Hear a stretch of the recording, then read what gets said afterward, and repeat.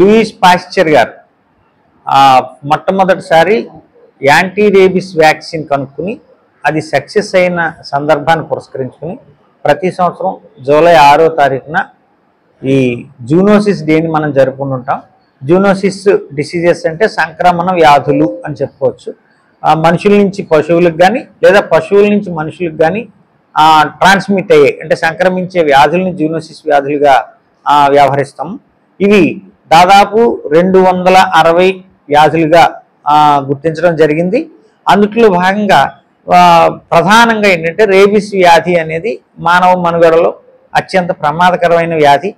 అలాగే అత్యంత ప్రేమపూర్వకంగా ఉండే పశువు మన జంతువు కూడా డాగ్స్. సో దాదాపు డాగ్ ప్రేమికులు కాని వాళ్ళు ఎవరు ఉండరు. పెంపుడు కుక్కలను పెంచుకోవడం అనేది ఒక సాంప్రదాయకంగా మనం అయిపోయింది, ఒక అలవాటులో భాగంగా మన జీవన విధానంలో అయింది. కానీ అంతే దాంట్లో ప్రమాదం కూడా రేబిస్ అనే వ్యాధి రూపంలో పొంచి ఉండడం జరుగుతూ ఉంది. సో దాని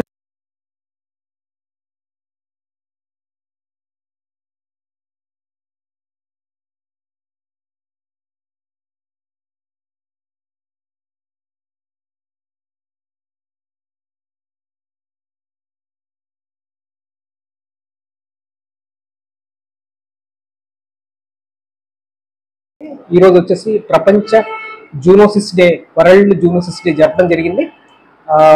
మన తాడేపల్లిగూడెం పశు వైద్యశాలలో ముఖ్యంగా రేబిస్ వ్యాక్సిన్ చేయడం జరిగిందండి.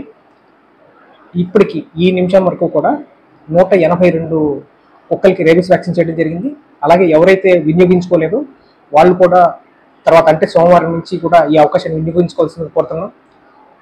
స్పెసిఫిక్గా ఏంటంటే పశువుల నుంచి మనుషులకి, మనుషుల నుంచి పశువులకి వచ్చే వ్యాధుల్ని మనం సాంక్రమిక వ్యాధులు లేదా జూనోసిస్ అంటామండి. ఈ జూనోసిస్ వ్యాధుల్ని ఒకటి ఏంటంటే నివారణ ఒకటే, వచ్చిన తర్వాత అయితే మనం వైద్యం చేయించాలనుకోవటం అయితే మాత్రం కష్టమే అవుతుంది.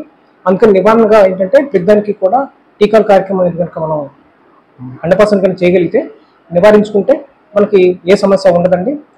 ఎస్పెషల్లీ మనకి పెట్ యానిమల్స్ నుంచి అయితే ముఖ్యంగా వచ్చేది రేబిస్. ఈ రేబిస్ నుంచి అయితే పూర్తిగా రక్షణ పొందాలి అంటే మాత్రం కంపల్సరీగా వ్యాక్సిన్ చేయించుకోవాలి.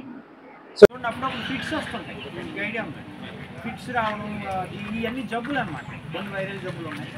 వాటి నుంచి కూడా మనం కాపాడాల్సిన